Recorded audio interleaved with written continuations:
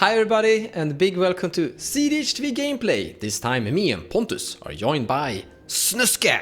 Hello. And Josh. How's it going, everybody? I'm Josh from Elder Drunken Highlander, also of the PUNT Pals podcast, formerly. Very excited to be playing here today because I haven't made content all summer because I've been in a bit of a housing emergency and have to move unexpectedly. So there's a GoFundMe link to help me with that if you want me to get back to making content at some point, because I can't do that without a place to live. And also, I'm here to promote the PUNT Pals podcast, which had to stop due to partially my life scenario, but has come back with brand new co-hosts, and it's very, very exciting. I'm very happy that it's back. Lauren's doing it with Scorish now, and it's great. So highly recommend checking out the podcast again. And if you need to find it somewhere, it's in the link in the description below of this video. I forgot that I was testing Gifts Ungiven in this deck. Gifts Ungiven is cracked, by the way. It's so fun. I did a play where I had an opponent who was Hellbent, and I Gifts Ungiven, and my pile was like land, dockside, wheel. And I was like, you know you're gonna give me the wheel in the dockside, and he did because he was Hellbent. It was awesome. I am playing Saints List from the recent Top Deck Invitational, mostly because I never really got around to playing the most recent version. Never got around to actually updating my own. It's running Bolas' Citadel, in your face, trying to win. So I'm bringing back a oldie but a goodie. I'm playing Heliod. Also a deck, funnily enough, that's actually kind of, it's not favorably positioned into Rogueside, but Rogueside's kind of one of the better matchups, weirdly. But yeah, I haven't really made any big changes to the deck. I did add some MDFCs, but it's just the old list. Just try to get Heliod down, and then deck works. Otherwise, it doesn't. I'm playing Zimone, Mastery Unraveler, a Simic Landfall Manifest Dread commander. So we want to flip into some really big creatures, and then we want to rotate them around so we get them faced up to have some cool tricks with them. Other than that, it's a very heavy landfall focus to basically be able to dig through the deck quite fast and efficiently. And also with like Tatyova, Asai, Tyrant the Gyre Strait, and even Nadu to help me dig further. The win con of this deck is Walk the Aeons, that will go infinite if you have something like Crucible of Worlds and 3 extra land drops. With that you can basically always sacrifice 3 islands to go infinite turns. There's a big problem with this spell, and that is that it's target player, so deflecting SWAT is risky. But it should work out. What can go wrong? So this hand has some good cards, but we don't have a early acceleration. Like this is gonna be a turn 4 so far commander, which is kind of slow. So let's go a mulligan. This looks kind of perfect. We have a fetch land, a Mox Diamond, a Jeweled Lotus. So we will have a commander turn 1. And if we top deck a land, that would be great. We could literally do Mox Diamond, Jeweled Lotus, then top deck this, and just play this Windswept Heath. So if we top deck a land, we will have a creature and creature flip turn 1. I like this. We also have Force of Will, so if they are super fast and early in some win attempts, we can control them. In the end, I'm gonna keep this hand. There is a risk, of course, that if we don't top deck a land, we could be stuck. But we should get a land in here somewhere eventually, hopefully. We have 30 of them, so what can go wrong? It should work out. I'm gonna keep my second 7. So our first 7 is immediately very interesting, but I'm not sure how you play this. I'm pretty sure we keep it. I want to say sadly, but like this hydroelectric specimen is really interesting for this deck because it's just an island with a actually pretty relevant upside, because this is just like a protection for Heliod for usually blue when you have Heliod, but it's also land, so it's just a blue. The thing I'm not sure about here is this is a turn 1 Heliod, but I think you might want to go in this specific pod. You might want to go with an early fish. So you just go turn 1 fish, pass, and then almost have the mana to like play and flip Heliod next turn. You have to slow roll the Soul Ring, I guess. So we have 1. Yeah, no, you never have the mana to develop a flipped Heliod turn 2 because you have to hold back the Soul Ring. But I think you always keep a turn 1 Heliod, turn 2 flip, and if I draw a land, a Mystic Remora to go with that. So yeah, keeping this hand. And if we high roll, this is really cracked. Right now, it's just really solid and about what we're looking for in this deck. Sadly, we might still just lose to Rogueside before doing anything. So yeah, let's see how it goes. What is it? Turn 2 1 ring. So I go turn 1 Grim Monolith, turn 2 Grim Monolith plus Cephalid Coliseum equals the 1 ring. Then I have only blue mana and red mana if I get another mana source. No, this is like a 6 or a 5. I'm not keeping this first 7. It's too risky. Going last? Maybe going first with the 1 ring? Sure, but going last? I don't know about that. Okay, what we got here? We got Mockingbird. That's a new addition to the deck. That's hype. So this hand's not bad. We once again have the Simian Spirit Guide, Misty Rainforest, turn 1 Grim Monolith, which is like okay. We could also Surveil land it and wait a turn and then get the Grim Monolith and then go for a commander turn 3. There's a Mockingbird to steal a Dockside or another good commander. I could steal Heliod with this. That could be kind of sick. And there's an Intuition. That's how we win.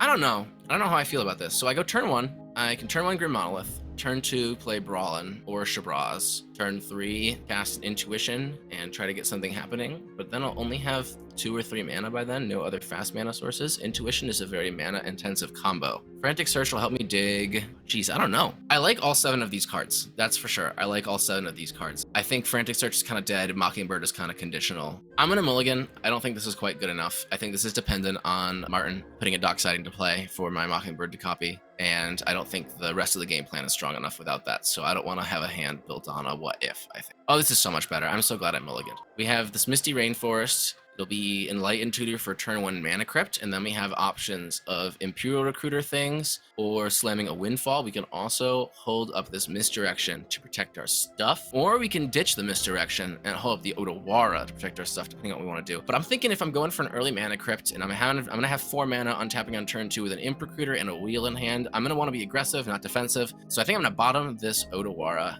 and go from there. Draw a card! That is actually, in a way, helpful, I guess. So we're gonna go Yule Lotus. Then we're gonna play Windswept Heath, sacrifice the Windswept Heath. I'm gonna find a tropical island and cast a turn 1 commander. And then I will pass the turn. Go to my turn. Land for turn will be a Hydroelectric Laboratory, taking 3 damage to have it untapped. I'll tap it to cast a Sol Ring. I'll cast a Jeweled Lotus. Tap Sol Ring, sacrifice your Lotus for white, cast a Heliod. Heliod CTB will have no targets, and then I'll just pass. I will play a Wooded Foothills, and I will crack it. Losing 1, I will find a land that I can actually find. I will find a Badlands. Then to avoid shenanigans, I think we're going to cast Rockcrack, and then we're going to tap the Badlands for an Imperial Seal. Alright, if everyone is cool with that, I will lose 2 life. I will find a card to put on top. By finding this card and then moving it to the top of my library. And then I will cast a Chrome Box. Once that resolves, I will imprint Bergie. Then I will pass the turn. That's a card. I will play a Misty Rainforest. I will pass the turn. In your end step, I'm gonna pay 2 life to put my Windswept Heath to the top of my library. Then I'm going to go to my turn and draw this card and untap this thing. I'm gonna play Windswept Heath, which is gonna trigger my commander to manifest Dread. So I get to look at these 2 cards right here. So I'm going to put this thing into the graveyard, and I'm gonna have this thing come into play face down. Then I'm gonna crack this Windswept Heath, finding a basic forest. This is gonna trigger my commander once more, and now I get to flip my Mana Crypt, the best thing I found. However, that naturally, funny enough, gave me the mana for the 1 ring, and I heard that's a good thing too. So I now have protection, and I don't want to activate it now, so I pass the turn. Move to my turn.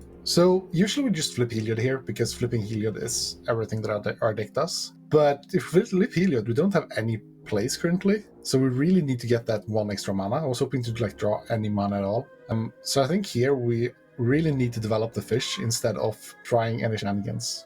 Of course there could be a wheel, but I'm not gonna gamble on that when I can just develop a fish and sit on it. So yeah, just casting this fish and hoping that Heliod survives the turn, which kind of cope. Maybe we should have gone for fish immediately, but I'll quickly respond to the Mystic Gamora. I'm gonna crack this Misty Rainforest. I'll lose a life and go grab a Tundra from my deck. Then, with the power of this Tundra, I'm going to cast this Enlightened Tutor in response to the fish. Yes, to everyone's surprise, the person who played a land in past has an Enlightened Tutor. I'm gonna go get the Mana Crypt out of my deck and put it on top. There it is, going on top of the deck. All right, you can continue to put the fish into. Yeah, and then fish resolves, and I will pass the turn. On tap, and I will draw for turn. I am going to shock in a Steam Vents, losing 2, and then I am going to tap for a black to cast a Dark Ritual. Pass, no, not paying for fish. I have 3 black. I will use it on a Necro Dominance. I'm going to respond with a Force of Will, pitching this blue creature here, paying 1 life for the Force of Will.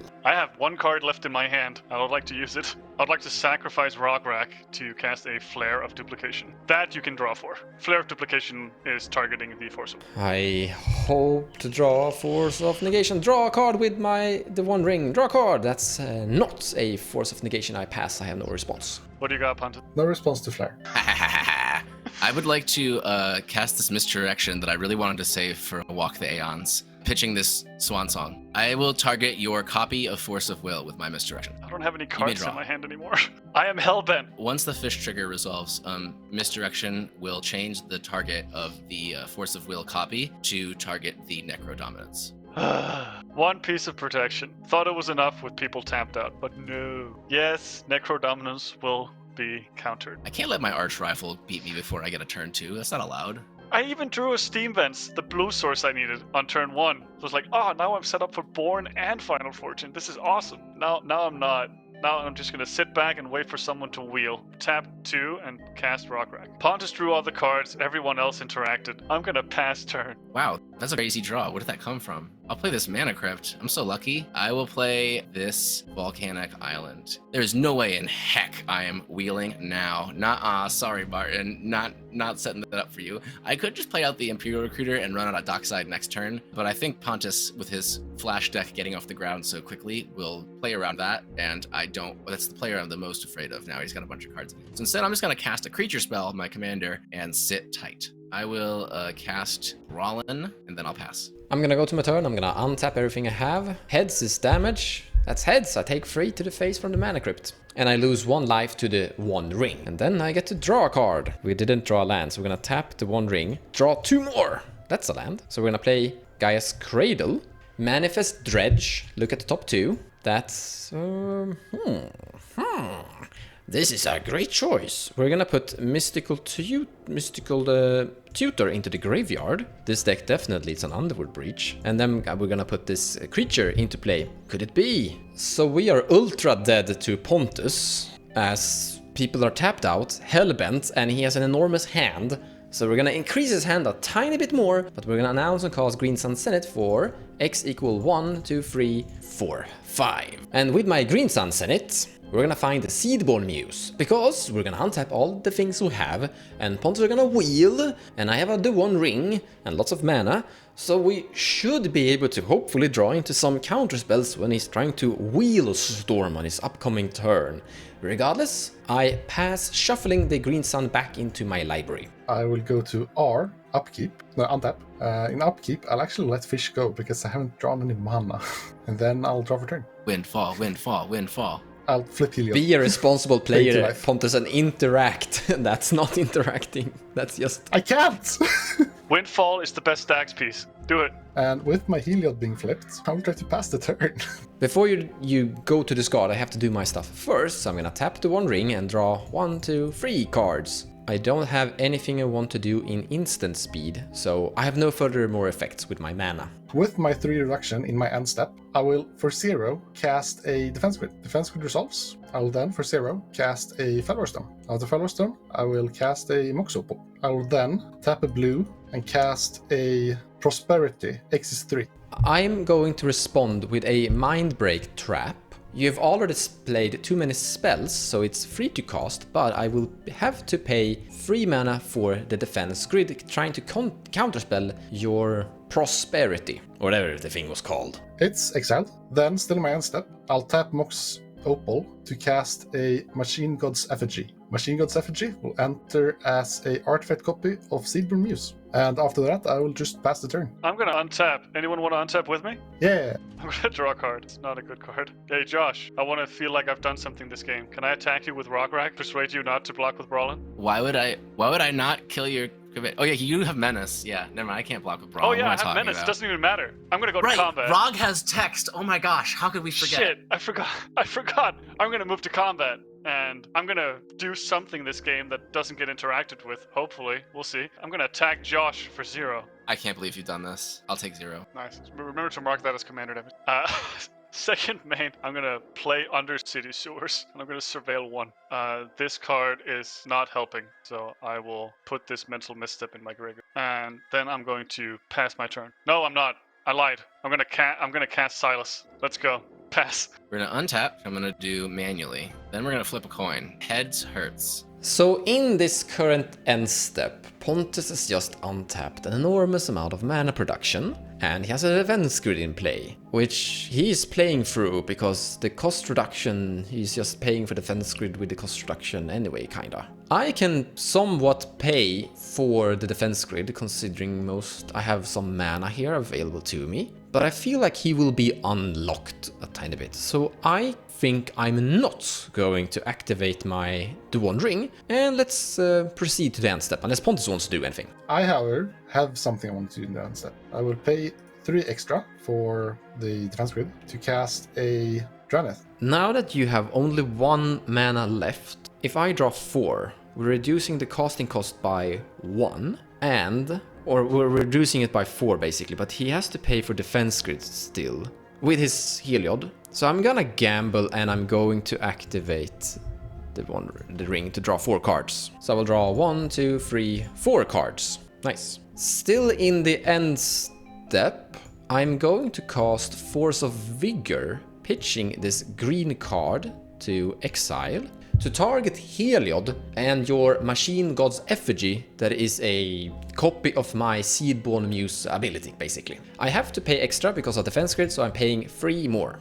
In response to that, I will tap Mox Opal to cast a Musical Tutor, finding a Time Twister and putting it on top. Then my things are destroyed. This is it. It's finally my turn. I will untap these things and flip my coin. Heads hurts. It's a tails. We're safe. And then we're gonna hope we draw land on my... Let's see if we do that. Or my draw step. Oh, I'm so good at this game!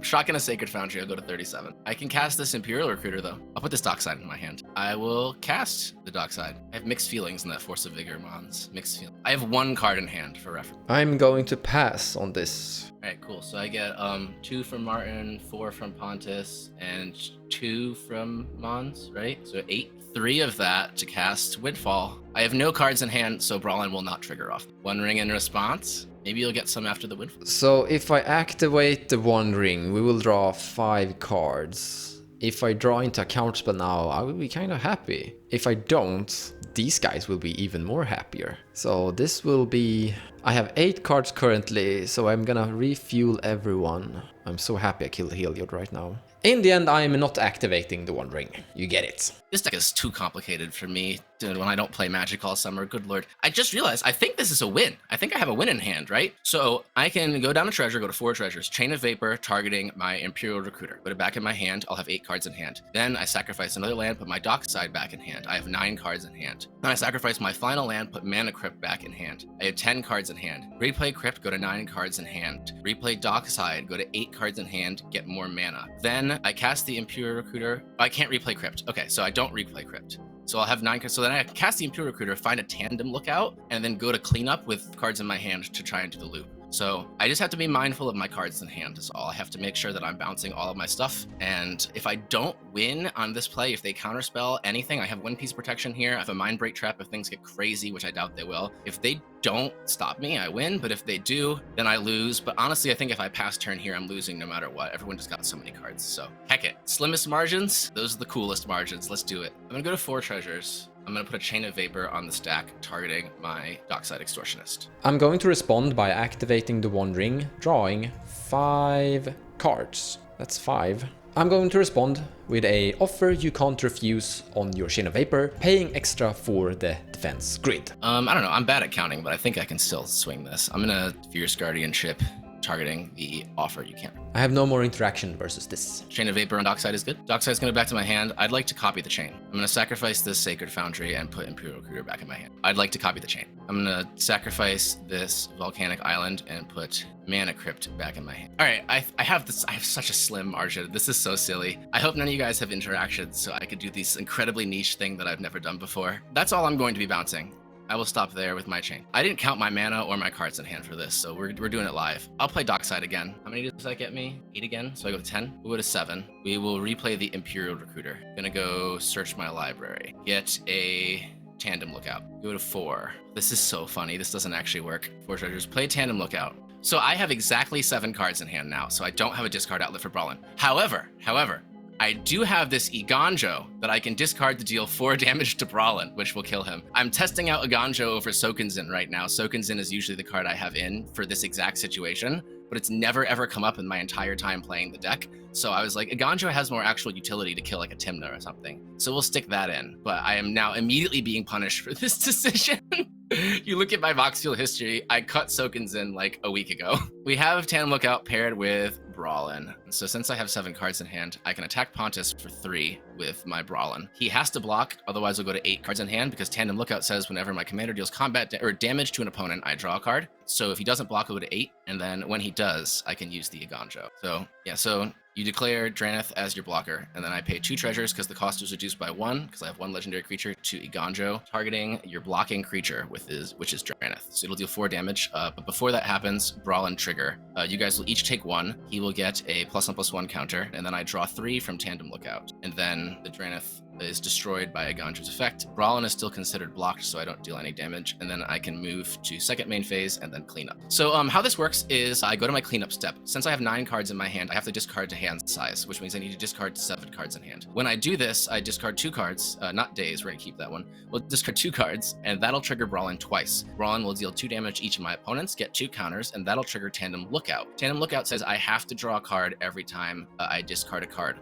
So then I'll draw 3 cards for each damage that I've dealt, be even more than that. Eventually, I'll just have a ton of cards in hand, and then using like a Spirit Guide and a Red Elemental Blast, or these 2 treasures, I'll kill my Tandem Lookout so it doesn't kill me. Then I'll discard to hand size one last time. I'll discard like 60 cards, and everybody will die. So that was a pretty cool game. I'm kind of happy with my performance. The Wandering and Seedball Muse was kind of good. I didn't get to manifest anything cool. The creature that I found was a Court of Calling, so that would have done nothing. I was hoping for something bigger and more explosive, but in the end, Brallin Shabras got the victory. Dockside Extortionist delivered the mana it needed. I had a plan. It was dependent on other things happening. Those things happened. Ended up being able to execute. It's really, really nice. Shoutouts to Sacred Foundry for being on top of my deck. I thought I had like clear line as well. One piece of protection in a mull to 6. I even drew the Steam Vents on turn 1, enabling Born off of Necro Dominance. Otherwise, I would be stuck having to find Simian Spirit Guide into Final Fortune as my only out.